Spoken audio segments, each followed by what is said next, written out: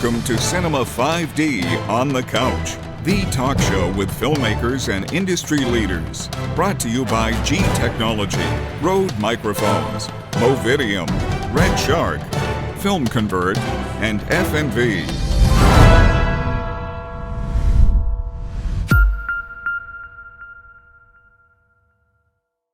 So tell us a little bit more about your background. I mean, you mentioned at the beginning that you're a filmmaker, but you're also, I think you mentioned you worked for Google, right? Yeah, so I mean, I started a physiology degree, and much to my parents' dislike, I actually left that and did halfway through and went to the University of West of England to do a media degree. So I started at Bristol and went to the University of West of England. Not many people do that because it kind of looks a bit of a downhill slope from a sort of academic perspective, but I did that because I was passionate about filmmaking and cameras and I worked briefly in the natural history unit in the BBC, filing photos from photographers such as Anup Shah, David Attenborough, and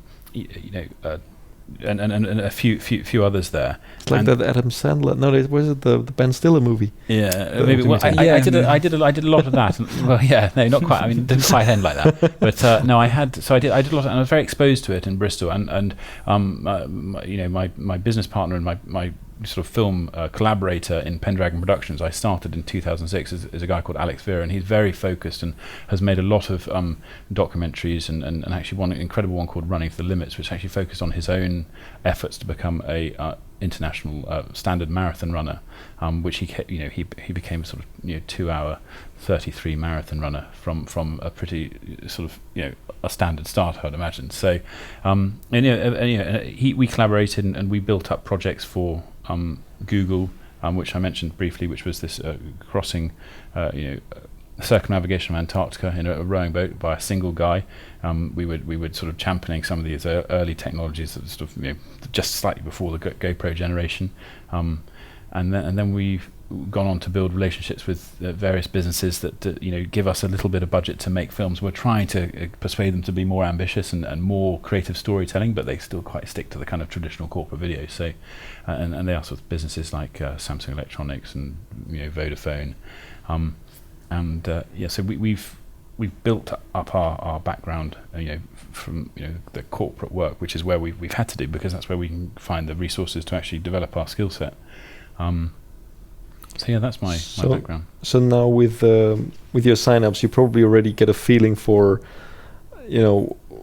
what people are looking at or what they're looking for. I think it's been an incredibly positive phase. I mean, a good 48% of people that are hitting the site are pre-registering, and I think that's partly because of the very focused nature and way in which we're reaching out to them. We specifically want filmmakers, and because that challenge is very, very targeted, and because we feel that the pain points that we're alleviating are very real for them, that's why the sign-up rate has been like that. And it's that very exciting moment for us. And have you noticed a definite spread of type of users signing up? Have you got like a way to differentiate those at the moment? Well, we've been looking at the kind of email addresses as they've been coming in, and what do you mean? I mean, have you noticed that it's kind of DOPs or there's a lot of single shooters, there's DOPs, there's traditional guys that might work for ad agencies. There's guys right at the beginning of the spectrum, kind of doing a few wedding videos. There's lots. There is a plethora of variety. But what is really really exciting, I think Nino sort of talking about it on Cinema 5D has brought a really high caliber filmmaker to the platform and giving visibility, and we're delighted that they are actually sort of signing up, and this is what we have to build to really be able to deliver the system, because obviously, as you can imagine, launching a platform with no one there is a bit like tumbleweed. So we don't want to just go, ta-da, this platform is here and live. We want to build pockets of strength inside it and then start to connect people within the system. So we've defined a very, very it might be a slightly slow way for others looking but in. It's organic but growth. It's an organic, but it's a process that we think... It's not buying email addresses. Yeah, we certainly don't want to do that, because that's going to really cause issues with kind of the integrity and the quality of the whole thing. I mean, this is creating a website today is very, very easy. So the barriers to entry are very low. So, lots of it can get spammy very quickly, and there can be a low quality there. So we want to we don't want to be elitist, but we want to start with a really focused core and enthused people and share how to develop this. We talked about how individual shooters are having to do more and more, which is bad for audio, but in a way also people kind of differentiate themselves a little bit less, but they have to do more. But Philip, I mean, you have been doing workshops for ages now. I mean, when did you start doing workshops? Maybe 6 years ago. Did you notice any development in, I mean, the kind of people that sign up for the workshops? How have because I don't do nearly as many workshops as you, but I already feel like every year the kind of people that show up to workshops is different. You know what I mean? It varies. I mean, I don't do that many. I've only done 2 this year. I'm doing 2 more, I think, and that's it. I used to do much. I used to do last year. No, this year I cut right back to just concentrate mostly on filming. And honestly, it really varies. It's so random. It really is. I did a tour in South Africa the year before last, almost 2 years ago, and in different cities, and they varied hugely between one city and the other. So one city would be like really quite advanced, and then in the next city would be just starting out with DSLRs, and it can be so random. And I still have had workshops where people have never really shot much with DSLRs at all, which I find really weird at this point, because we've mostly moved on from them. We're using small cameras like A7Ss and GH4s and stuff, but people are just picking up a 5D first time. Seems a bit old-fashioned now for us. I mean, the industry has changed a lot, starting with the 5D, but also with people who picked them up, who started producing these images and then had to realize, well, I need to add this, I need to do this and that, and I need to tackle audio. People gotten better and everything. But on one hand, we see a lot of specialization on, for example, like specific stuff like gimbal shooting or drone shooting, and on the other hand, there's still this one-man band wants to do everything, but everything is now so much that nobody can do everything. I mean, where is this all going? I'm still not sure. I mean, there's a lot of people trying to do everything. Some of them are better at it.